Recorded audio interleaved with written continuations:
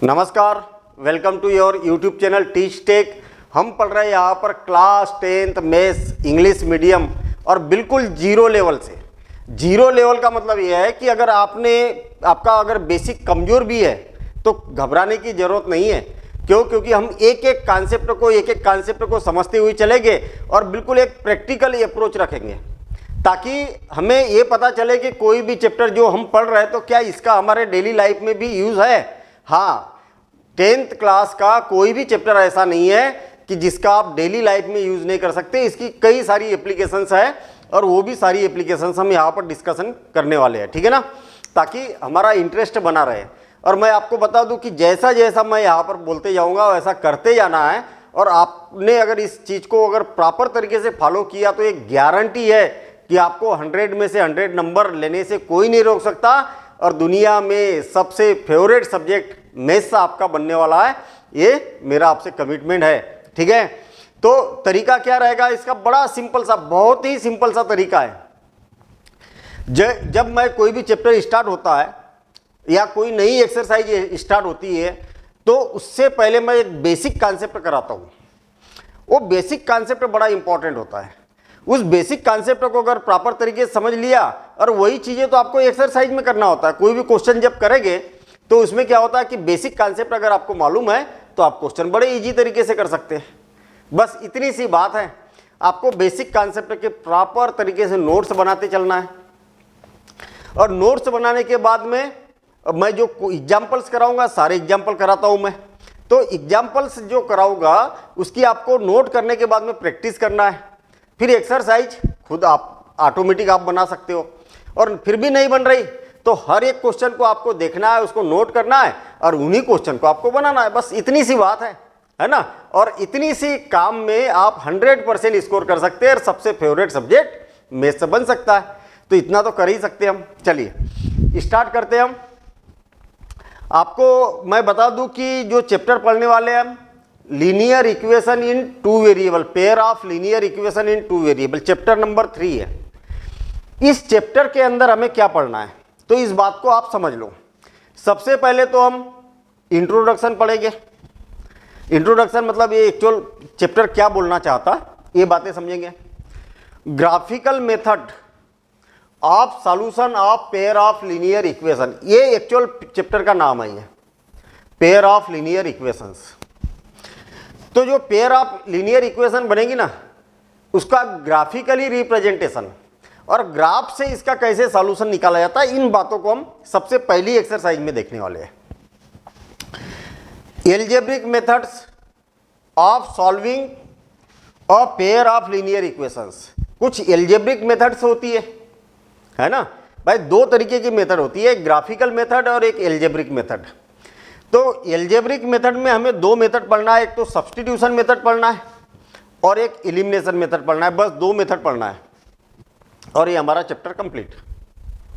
एक तो graphical method पढ़ेंगे, सब्स्टिट्यूशन मेथड, एलिमिनेशन मेथड, और एक मेथड है क्रॉस मल्टीप्लिकेशन मेथड जो कि सिलेबस से हटा दी गई है, ठीक है ना। तो आपको अगर elimination method, cross multiplication method अगर पढ़ना है तो ठीक है, नहीं पढ़ना है तो ठीक है।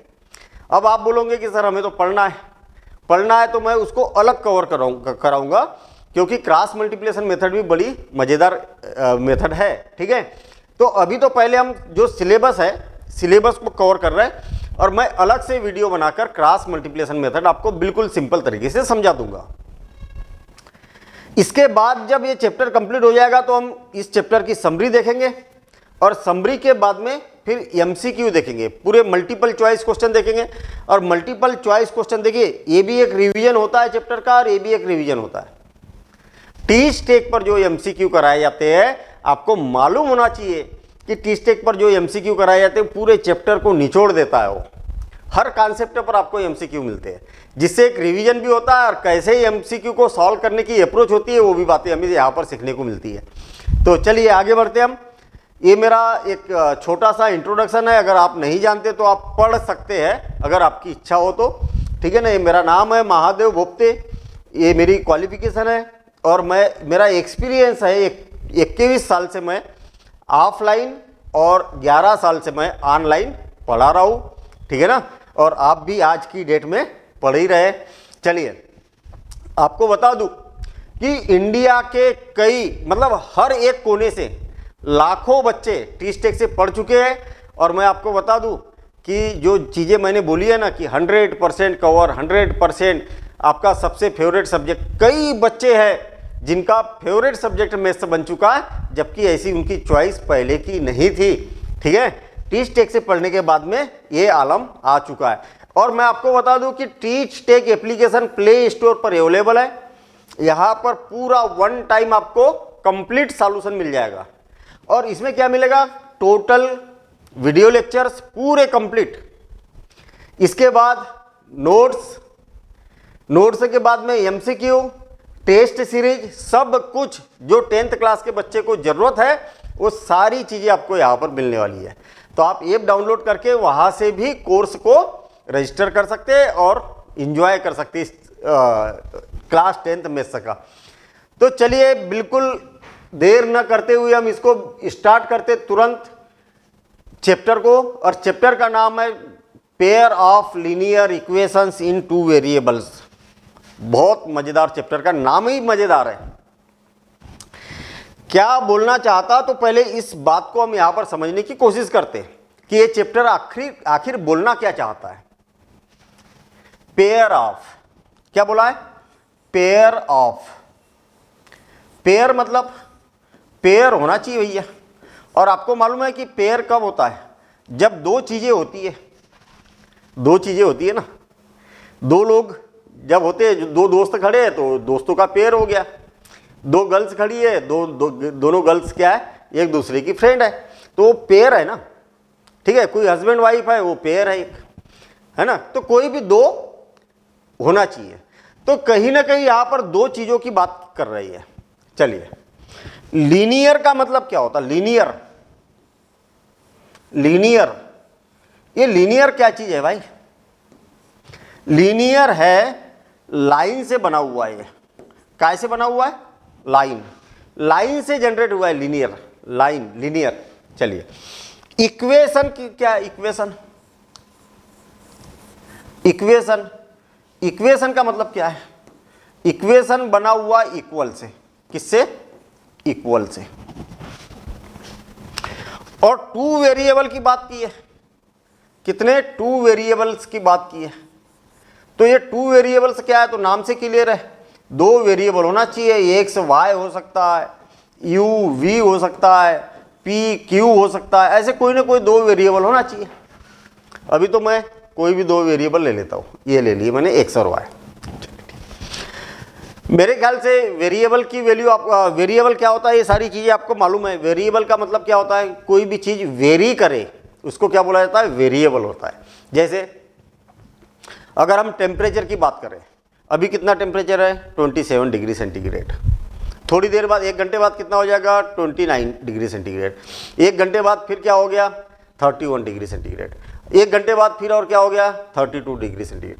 हो क्या रहा है, टेम्परेचर हर बार चेंज हो रहा। और चेंज हो रहा तो क्या कर रहा, क्या हो रहा, उसको हम क्या बोल सकते हैं, टेम्परेचर जो है वो हर टाइम क्या हो रहा, चेंज होते जा रहा, वेरी कर रहा मतलब वेरिएबल है। बस इतनी सी बात है। चलिए, ये एक्चुअल है क्या, लाइन क्या है भाई, लाइन तो समझ में नहीं आ रही हमें बात की, ये लाइन है क्या। कुल मिला के इस चैप्टर में आपको ऐसी इक्वेशन दी जाएगी जिसका अगर आप ग्राफिकली रिप्रेजेंटेशन करें तो हमेशा एक स्ट्रेट लाइन बनेगी। अरे समझ में आई क्या बात, क्या बनेगी, एक स्ट्रेट लाइन बनेगी। लाइन यानी कि लीनियर। इस चैप्टर में जो भी इक्वेशन दी जाएगी उसका अगर हम ग्राफिकली, अभी करेंगे भी, ग्राफिकली रिप्रेजेंटेशन भी करेंगे, ग्राफिकली रिप्रेजेंटेशन करेंगे तो एक स्ट्रेट लाइन बनेगी। इतनी बात मेरे ख्याल से समझ में आ गई होगी। अच्छा, चैप्टर शुरू होने से पहले ही हमें ये पता चल गया कि इस चैप्टर का चाहे कोई भी क्वेश्चन उठा लो और उसका ग्राफिकली रिप्रेजेंट करो तो एक स्ट्रेट लाइन बनेगी। मतलब ऐसा नहीं होगा कि ऐसी कोई आड़ी टेढ़ी लाइन बन रही है, ऐसा नहीं होगा। मतलब कोई भी आड़ी टेढ़ी लाइन यहाँ पर नहीं बनने वाली है, एक सीधी लाइन बनने वाली है। मतलब चैप्टर में इंटर करने से पहले ही हमें ये सारी बातें पता चल गई कि हर क्वेश्चन की एक स्ट्रेट लाइन बनने वाली है। ठीक है, ये इक्वल क्या है? इक्वल, अरे ये डेली लाइफ का ही तो इक्वल है भाई। क्या डेली लाइफ का कैसा इक्वल है? जैसे मान लिया जाए कि आपने बैलेंस देखा होगा, देखा गया, अरे सब्जी वगैरह खरीदने जाते मार्केट में तो वो ऐसे बैलेंस में आपको सब्जी तोल के देता है, हाँ या ना? बिल्कुल, मैंने डायग्राम बनाया तो तुरंत समझ में आ गया होगा। अगर इधर लेफ्ट हैंड साइड देखिए, ये क्या है? लेफ्ट हैंड साइड है और ये क्या है? RHS है। लेफ्ट हैंड साइड में और राइट हैंड साइड में अगर सेम वेट रहेगा तो ये क्या दिखाएगा? इक्वल दिखाएगा। इक्वल दिखाएगा मतलब ये दोनों कांटे क्या हो गए? एक दूसरे से मैच हो जाएंगे। देखा क्या कभी? अरे सब्जी तोलने वाले को देखा होगा ना, इधर वेट रखता है, इधर आम रखता है, और जब दोनों बराबर हो जाते हैं तो बोलता है कि ये लो भाई 1 किलो आम। कहने का मतलब लेफ्ट हैंड साइड और राइट हैंड साइड जब इक्वल हो जाता है, तो बीच में इक्वल होता ही नहीं। तो यही तो बात होने वाली है यहाँ पर भी। क्या रहेगा? इक्वेशन रहेगी। इक्वेशन मतलब इक्वल रहेगा भैया, हर एक क्वेश्चन में क्या रहेगा? इक्वल रहेगा। यानी कि एक लेफ्ट हैंड साइड रहेगा और एक RHS रहेगा, ऐसा रहेगा इस चैप्टर में सारे क्वेश्चन में, कभी कभी नहीं, सारे क्वेश्चन में। हाँ ठीक है। अब अगला क्या है? वेरिएबल्स। कितने वेरिएबल्स है? 2 वेरिएबल्स है। हाँ बहुत बढ़िया, 2 वेरिएबल्स रहेंगे। और जो जितनी भी बातें कर रहे हैं हम इसके आगे की, वो ऐसा 2 बार रहेगा, पेयर ऑफ। तो देखना अब हमारा काम हो चुका है, हमने चैप्टर की मीनिंग समझ चुके हैं कि चैप्टर क्या बोलना चाहता है। ये चैप्टर क्या बोलना चाहता है ये बात हम समझ चुके हैं। अब जब समझ चुके हैं तो थोड़ा सा चैप्टर के अकॉर्डिंग इस बात को डिटेल करने की कोशिश करते। देखना उल्टा चलते हैं। क्या बोला? 2 वेरिएबल्स। हाँ 2 वेरिएबल्स है।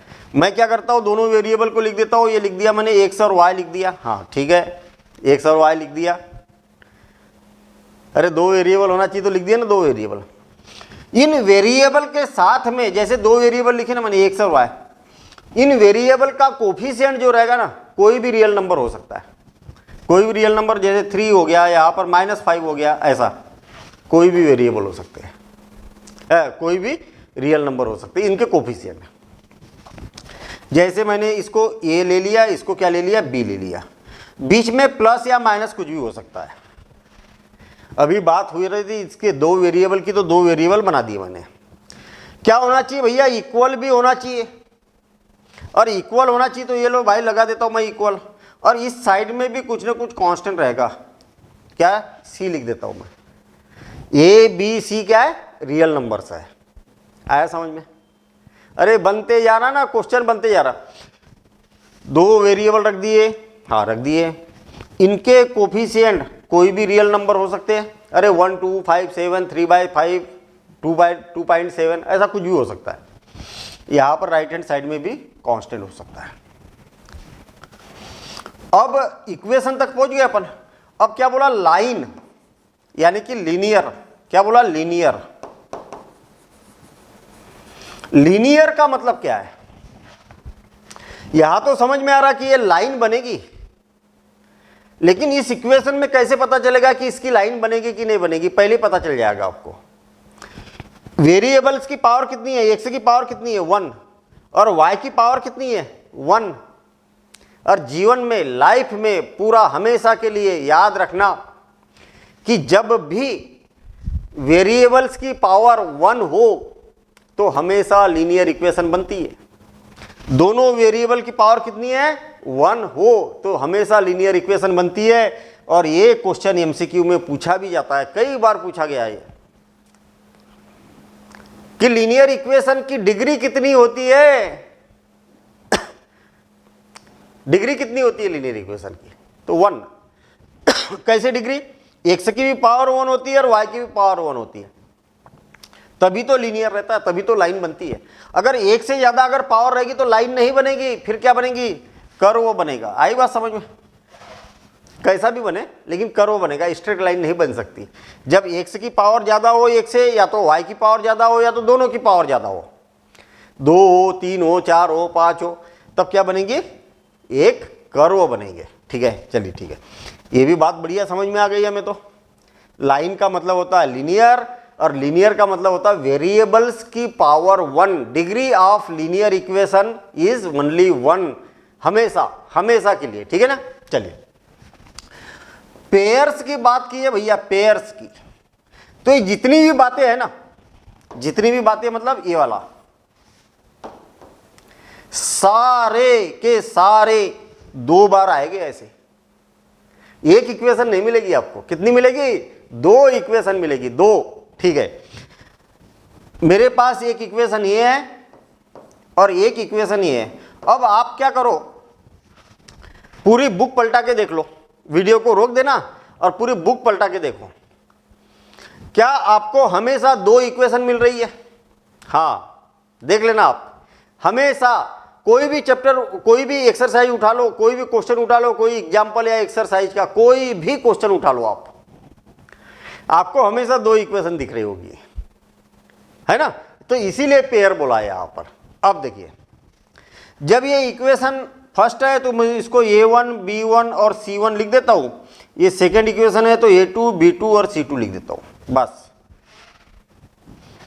इसको नोट कर लीजिए आप, इतना पूरा बिल्कुल ऐसा पूरी मीनिंग मैंने बता दी है ना, एक एक चीज बता दी है। अब आगे की हम यहां पर बात कर रहे हैं। ठीक, आगे की बात कर रहे हैं। ये जो मैंने लिखा है ना, ये क्या जनरल फॉर्म है? क्या है? जनरल फॉर्म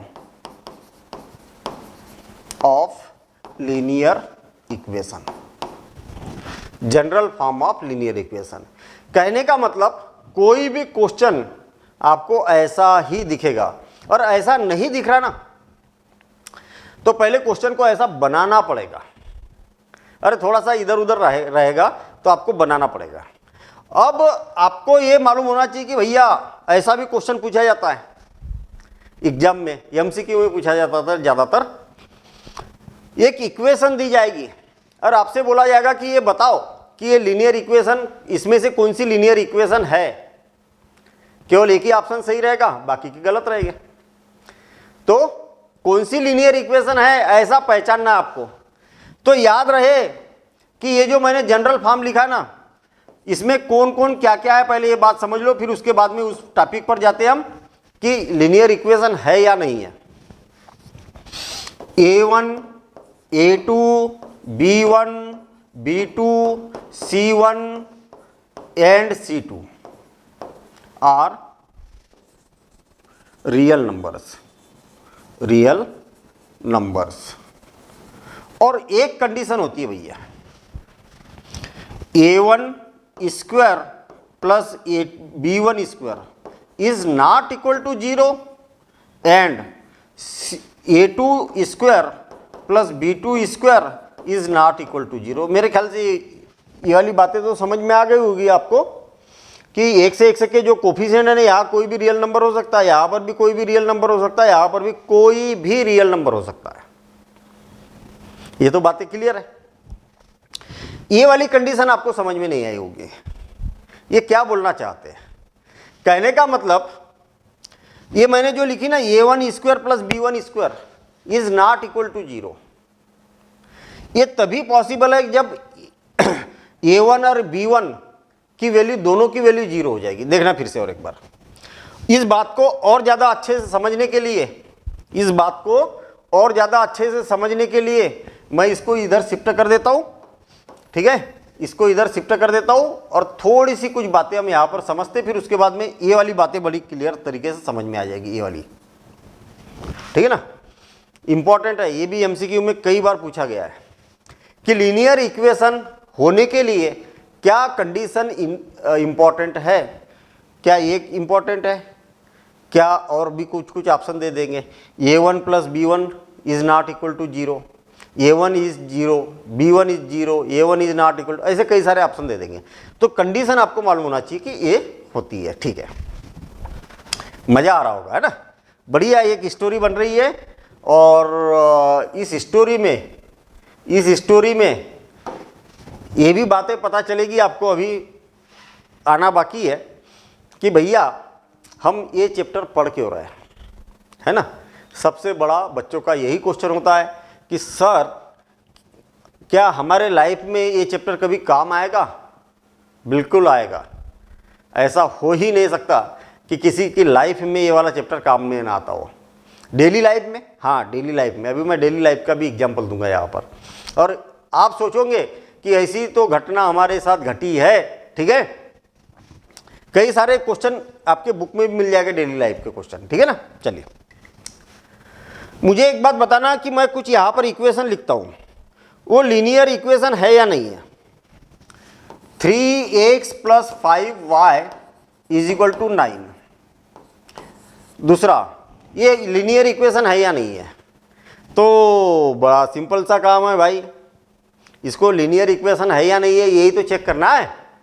तो आपको क्या चेक करना है, जो x और y है इनकी पावर क्या होना चाहिए, 1 1 होना चाहिए बस।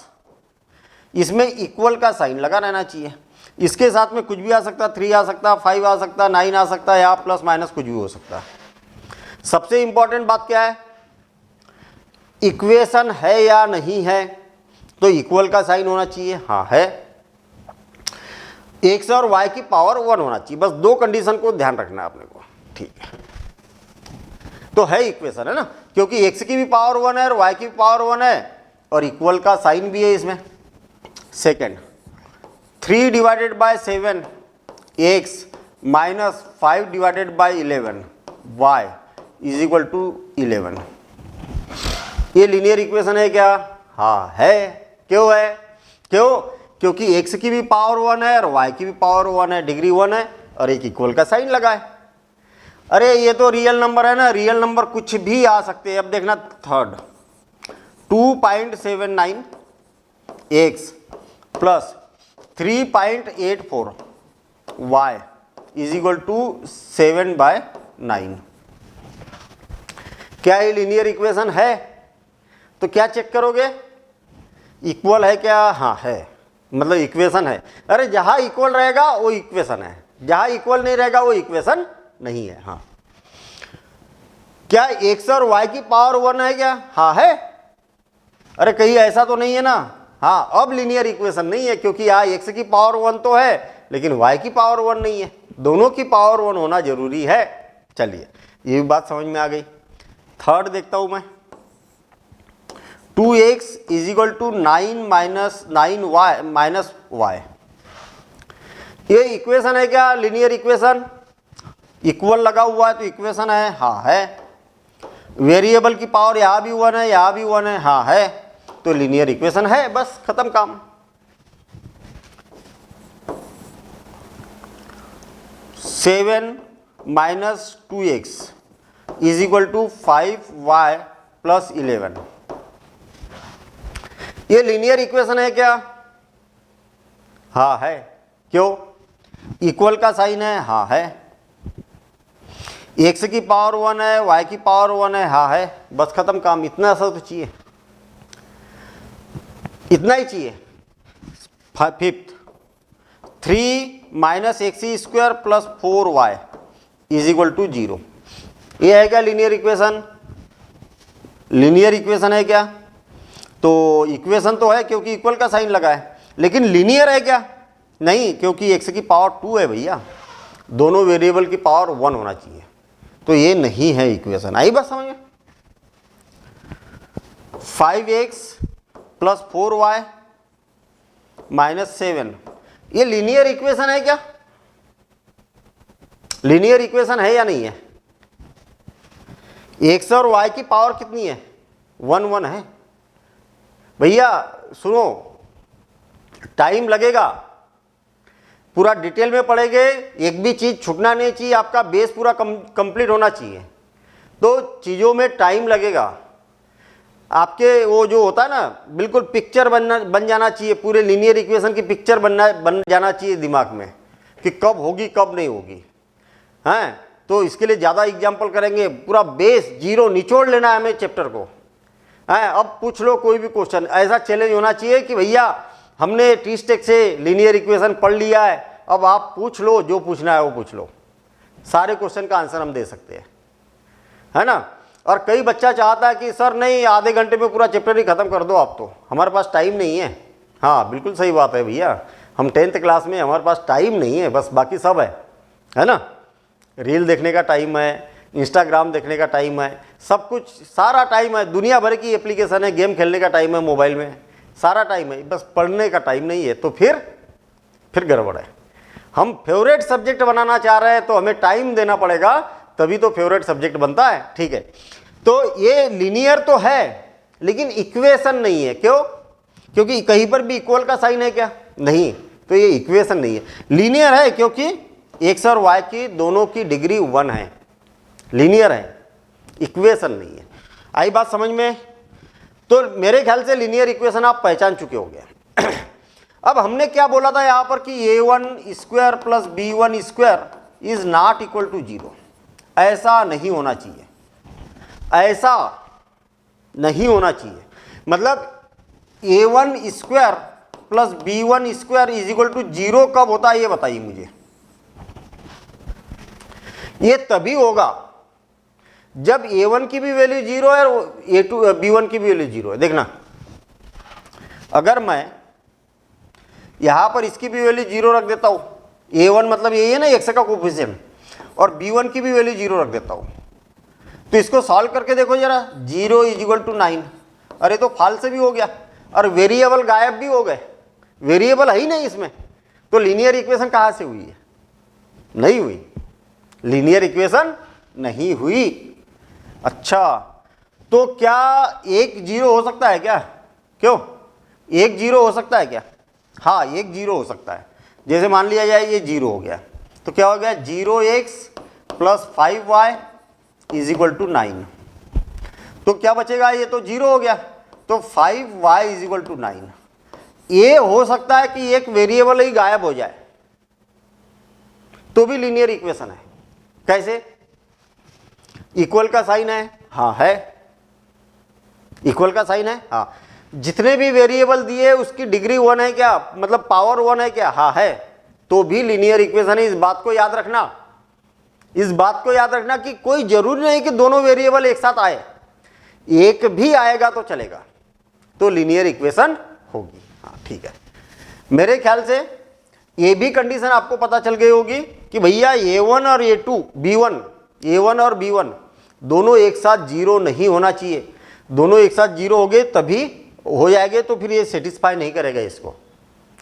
तो इस बात को आप नोट कर लो, और जो मैंने यहाँ पर लिखे थे एग्जाम्पल उसको भी नोट कर लेना कि भैया ये लीनियर इक्वेशन है। चलिए ठीक है, अब क्या मेन हेडिंग आ गई। मतलब आपको तो ये पता चल गया कि भैया हमें इस चैप्टर के अंदर जो पढ़ना है वो पढ़ना क्या है। क्यों? इस चैप्टर के अंदर पढ़ना है तो पढ़ना क्या है। हमें ये बात समझ में आ गई कि भाई लीनियर मतलब हमें क्वेश्चन कैसे कैसे दिखने वाले हैं। अब इसके बाद डायरेक्ट आपको क्वेश्चन दिखेंगे और उसको फिर हमें सॉल्व करना है। क्वेश्चन को सॉल्व करने के लिए मेथड्स है, methods for solving linear equation. क्या क्या मेथड है? तो हमारे पास में कुछ मेथड है भैया, मेन तो 2 मेथड है, और वो 2 मेथड कौन सी है? फर्स्ट मेथड है ग्राफिकल मेथड। कौन सी? ग्राफिकल मेथड, ग्राफिकली या ग्राफिकल ही लिख देता हूं, ठीक है, ग्राफिकल मेथड, ग्राफिकल मेथड। अब ग्राफिकल मेथड क्या है? ग्राफिकल मेथड क्या है? ग्राफिकल मेथड क्या है? तो सबसे पहले हमें इसी को समझना है। आई बात समझ में? ग्राफिकल मेथड को ही सबसे पहले समझना है।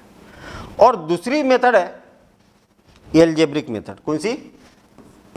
एलजेब्रिक।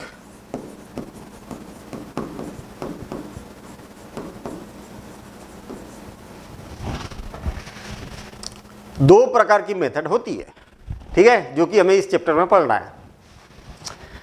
जो एल्जेब्रिक मेथड होती है ना, वो भी अलग अलग हो सकती है, और वो कौन सी हो सकती है, इस बात पर ध्यान देना। अच्छा, मैं आपको बता दूं कि हमारे सिलेबस में इतनी मेथड है, बाकी क्या इतनी ही मेथड होती है? नहीं, और भी कई सारी मेथड होती है, ठीक है, और भी कई सारी मेथड होती है। तो फिर हमें क्यों इतनी सी पढ़ना है, अपना इतने में काम हो जाएगा, ठीक है। जब और हायर क्लासेस पढ़ेंगे तो इसके अलावा भी और मेथड आपको पढ़ने का मौका मिलेगा। चलिए, एल्जेब्रिक मेथड, सबसे पहले तो एलिमिनेशन मेथड पढ़ेंगे हम, एलिमिनेशन मेथड।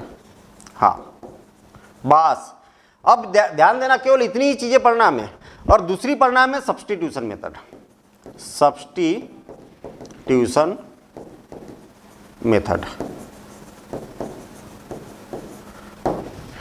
और तीसरी मेथड और होती है जिसको बोला जाता है cross multiplication method, cross multiplication method, multiplication method, cross multiplication method. ये तीन मेथड होती है। क्रॉस मल्टीप्लिकेशन, नाम भी क्रॉस मल्टीप्लिकेशन है यार इसका, जो कि हमारे सिलेबस से क्रॉस हो चुकी है, हट गया है सिलेबस से। लेकिन अपन मैं एक आध क्लास बीच में लेके क्रॉस मल्टीप्लिकेशन मेथड फिर भी कराऊंगा। क्यों? क्योंकि बहुत अच्छी मेथड है और सिलेबस से हट गई है, ठीक है, कोई दिक्कत नहीं। ओवरऑल सबसे पहले हम ग्राफिकल मेथड पढ़ेंगे, फिर एलिमिनेशन और सब्स्टिट्यूशन मेथड पढ़ेंगे, और ये चैप्टर कंप्लीट हो जाएगा। बस इतना सा काम है, ठीक है। चलिए नोट कर लीजिए आप इसको, नाम भी बड़े क्लियर है, ग्राफिकल मेथड। अरे भैया ग्राफिकल मेथड, ग्राफ बनेगा इसका, है क्या बनेगा? ग्राफ बनेगा, ग्राफ पेपर पर बनेंगे ये क्वेश्चन। इलिमिनेशन मेथड नाम से क्लियर है, इलिमिनेट करना है। किसको इलिमिनेट करना है? दो वेरिएबल है ना, एक वेरिएबल को इलिमिनेट करना है, गायब कर देना है, और दूसरे वेरिएबल की वैल्यू आ जाएगी। नाम बड़ा क्लियर है, इलिमिनेशन मतलब इलिमिनेट कर देना है। सब्स्टिट्यूशन मेथड, भैया सब्स्टिट्यूशन मेथड, कोई ना कोई चीज को उठा के सब्स्टिट्यूट करना पड़ेगा। कितना मजा आएगा यार ये चैप्टर, मतलब ऐसा चैप्टर हो गया जैसे नाम वैसे ही काम, मेरे समय ऐसे ही चलेगा। भैया नाम की मीनिंग को अगर आपने अच्छे से समझ लिया ना तो चुटकियों में चैप्टर बनने वाला है, ठीक है। तो सब्स्टिट्यूशन मेथड मतलब कुछ ना कुछ उठा के सब्स्टिट्यूट करना पड़ेगा आपको। चलिए, मेरे ख्याल से इतनी बातें क्लियर हो गई। तो हमारी हेडिंग है graphical method of solution of pair of linear equation. सबसे पहले हमें इस मेथड को कवर करना है, ये अपन अगली एक्सरसाइज में पढ़ेंगे, ठीक है ना। तो पहले क्या पढ़ना है हमें? Graphical method. अब सुनिए, आपके दिमाग में एक बात चल रही है, मुझे मालूम है, ठीक है, और आप ये भी सोच रहे होगे कि सर आगे की इधर उधर की बातें कर रहे हैं, लेकिन ये तो बताया ही नहीं कि डेली लाइफ में इसका कहाँ पर यूज़ है। हम 10th में पढ़ रहे हैं इसलिए पढ़ना है क्या? क्या हम कभी लाइफ में इसका यूज़ कर पाएंगे क्या? हाँ बिल्कुल कर पाएंगे, बस इसी बात पर आ रहे हैं। एक बार क्या हुआ कि मैं 10th क्लास में था और मुझे ज़रूरत पड़ी पेन और पेंसिल परचेस करने की, खरीदने की ज़रूरत पड़ी। मेरा पेन की रिफिल ख़त्म हो गई थी, पेंसिल भी ख़त्म हो गई थी। मैंने पिताजी से बोला कि मुझे पेन और पेंसिल खरीदना है। तो पिताजी ने क्या किया, 100 रुपीज़ दिए मेरे को, बोले ये 100 रुपये लो। मैंने कहा इतने नहीं चाहिए, ये तो बहुत ज़्यादा है। बोले नहीं ये रखो, तुम ले आओ और जो भी पैसा बचेगा वो वापस कर देना। हाँ मैंने कहा ये भी बात सही है। तो उन्होंने क्या किया, 100 रुपीज़ दिए मुझे और बोले जाओ खरीद के ले आओ। तो मैंने क्या किया, कुछ पेन परचेस किए और पेंसिल परचेस की। ध्यान से समझना, पेंसिल परचेस की। अब जो पेन और पेंसिल है,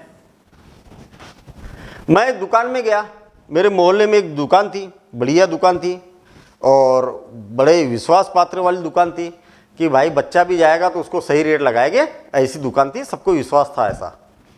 तो मुझे मालूम है कि दुकानदार तो ईमानदार है। मैं पेन खरीदूंगा, पेंसिल खरीदूंगा, सही रेट भी लगा देगा और पैसे काट के मुझे वापस भी कर देगा। मुझे क्या करना है, मुझे तो कैलकुलेशन करना ही नहीं है। तो मैंने उनसे बोला कि भाई साहब मुझे 3 पेन चाहिए और 4 पेंसिल चाहिए। तो दुकानदार ने क्या किया, उन्होंने बोला कि बेटा ये जो पेन और पेंसिल है ये क्या हो गई, 50 रुपीज़ की हो गई है। मैंने 50 रुपीज़ दिए उनको, मतलब 100 रुपीज़ दिए, उन्हें 50 रुपीज़ मुझे वापस कर दिए और मैं पेन लेके घर आ गया। चलिए ठीक है, हैप्पी। इसके बाद अगले महीने में और मुझे ज़रूरत पड़ी, ये भी सब खत्म हो गया था। तो मैंने बोला कि पिताजी से कि मुझे पैसे दो, मुझे फिर और पेन और पेंसिल की ज़रूरत है। तो पिताजी ने मुझे फिर पैसे दिए। ठीक है, बोले जाओ खरीद के ले आओ। तो मैंने क्या किया, 4 पेन खरीदे और 2 पेंसिल खरीदी और ऐसा करने के बाद में वो फिर 50 रुपीज़ के हो गए। ठीक है, फिर तीसरी बार मुझे फिर ज़रूरत पड़ी, फिर मैंने पिताजी से बोला कि मुझे फिर पेन और पेंसिल चाहिए। तो पिताजी ने बोला कितने पेन चाहिए तुझे? तो मैंने कहा मुझे 5 पेन परचेस करना है। और पेंसिल कितनी चाहिए? मैंने कहा 1। तो पिताजी ने मुझसे बोला कि भाई तू 2 बार परचेस करके आया ना, तो बता दे कितने की होगी, मैं उतने पैसे दे देता हूँ। उनके पास चेंज थे तो उन्होंने सोचा कि हाँ ठीक है, मैं एग्जैक्ट पैसे दे देता हूँ इसको जितने की भी हो रही है। ये भी बात सही है, चेंज थे, पहले चेंज नहीं थे उनके पास में, इसलिए 100 का नोट दे दिया था उन्हें। अब मुझसे पूछने लगे कि अच्छा ये बताओ तुमने 2 बार परचेस किए तो पेन की कास्ट कितनी है, एक पेन की कास्ट कितनी है और एक पेंसिल की कास्ट कितनी है, ये तो बताओ।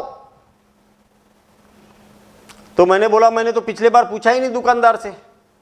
तो एक लपाड़ा पड़ गया मेरे ऊपर हैं।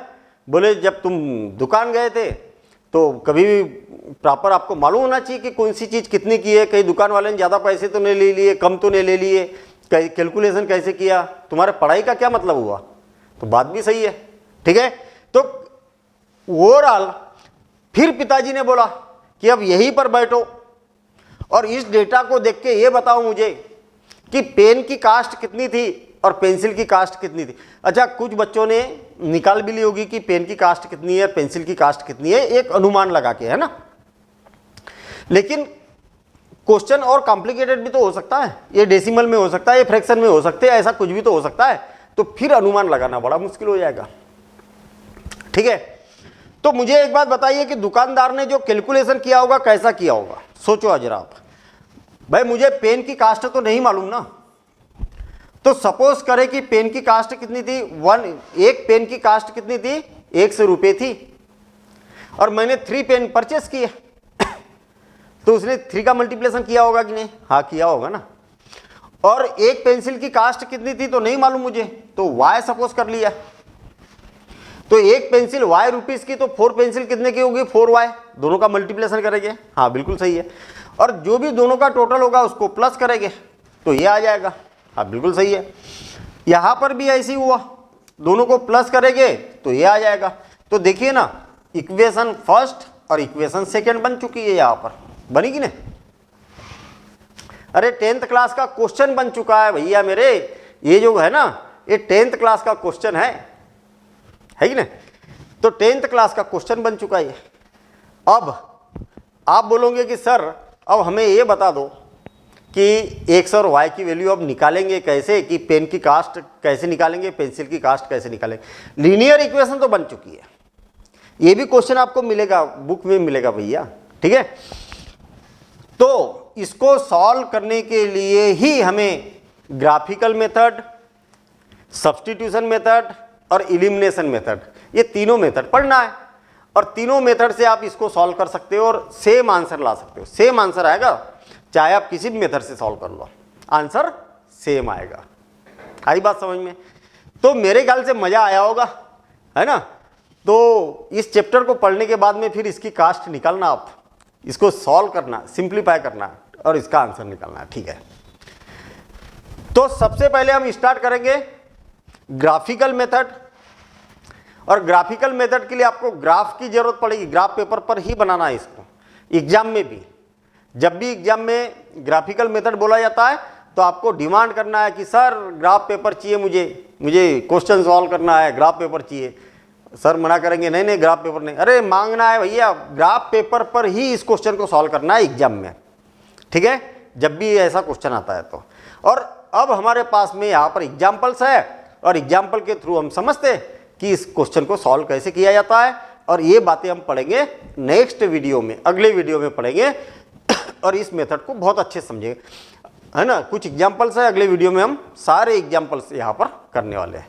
तो मिलेंगे हम अगले वीडियो में इसी प्रकार के कॉन्सेप्ट के साथ में और ग्राफिकल मेथड को समझेंगे, ठीक है ना। तो तब तक के लिए अलविदा कहूँगा मैं। और मैं आपसे एक रिक्वेस्ट करूँगा कि भाई अगर चैनल को सब्सक्राइब नहीं किया तो चैनल को सब्सक्राइब कर दो, वीडियो को लाइक कर दो, क्या जा रहा उसमें पैसा थोड़ा लग रहा, ठीक है। वीडियो को लाइक कर दो और अपने दोस्तों को, सारे दोस्तों को शेयर कर दो ना। मुझे मालूम है आप सोशल मीडिया तो यूज़ करते ही है, व्हाट्सएप, इंस्टाग्राम, ये वो, मुझे तो मालूम भी नहीं है पूरे सोशल मीडिया कौन से हैं। बच्चे बहुत ज़्यादा जानते हैं इसके बारे में। तो सारे जितने भी आपके पास में सोशल मीडिया हैंडल है, सारे पर आप इसको शेयर कर दीजिए। मिलेंगे हम अगली क्लास में। Thank you all the.